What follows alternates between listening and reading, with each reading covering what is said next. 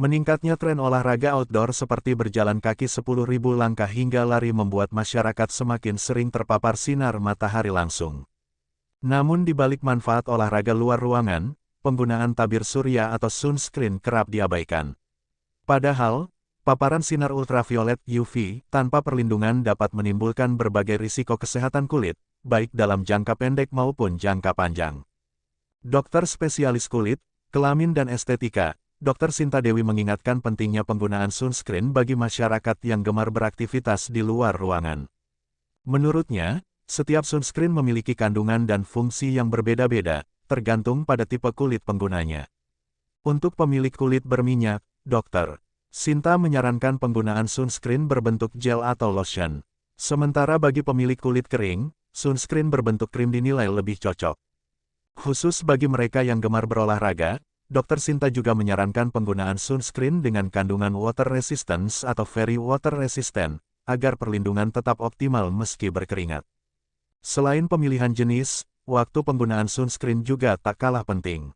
Sunscreen idealnya digunakan minimal 15 menit sebelum beraktivitas di luar ruangan. Pengulangan pemakaian sunscreen juga perlu diperhatikan. Sunscreen dengan SPF 30 sebaiknya diulang setiap 3 hingga 4 jam, sementara sunscreen SPF 50 dapat diulang sekitar 5 jam sekali. Ia menegaskan, penggunaan sunscreen dengan SPF terlalu tinggi yang tidak sesuai kondisi kulit justru dapat memicu masalah, seperti sifat komedogenik atau penyumbatan pori-pori. Oke, jadi kalau suka olahraga, yang pertama harus pilih sunscreen minimal SPF 30. Lalu yang kedua, penggunaan sunscreen itu harus sesuai dengan jenis kulit. Misalnya kulitnya berminyak, itu yang dipilih adalah sunscreen bentuknya gel atau lotion. Kalau kulitnya kering, pemilihan untuk sunscreen itu bentuknya yang krim gitu. Lalu sunscreen sendiri harus digunakan itu minimal 15 menit sebelum berpergian. Jadi kalau misalnya kita udah keluar ruangan terus baru pakai sunscreen itu tidak efektif.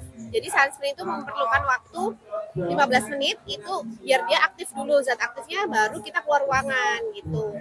Kalau kita suka olahraga, pilih yang jenis water resistant atau very water resistant. Jadi biar kalau pas kita keringetan itu nggak harus reapply langsung gitu, masih ada waktu untuk reapply-nya. Kalau untuk di masyarakat Indonesia sendiri, Dok, itu umumnya berapa SPF yang dibutuhkan?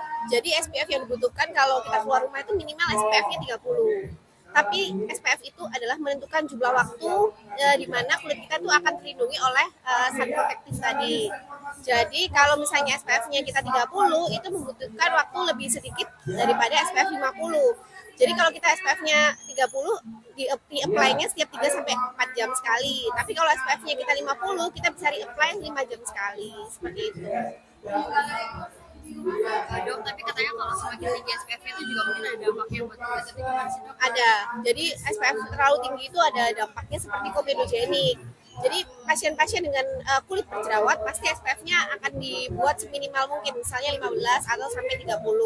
Kalau lebih sering keluar ruangan ya 30 memang. Artinya nggak berarti kalau SPF semakin tinggi itu semakin bagus, itu nggak juga ya? Tidak seperti itu. Jadi itu memang harus disesuaikan sama kondisi kulit kalian. Download Tribun X sekarang, menghadirkan lokal menjadi Indonesia.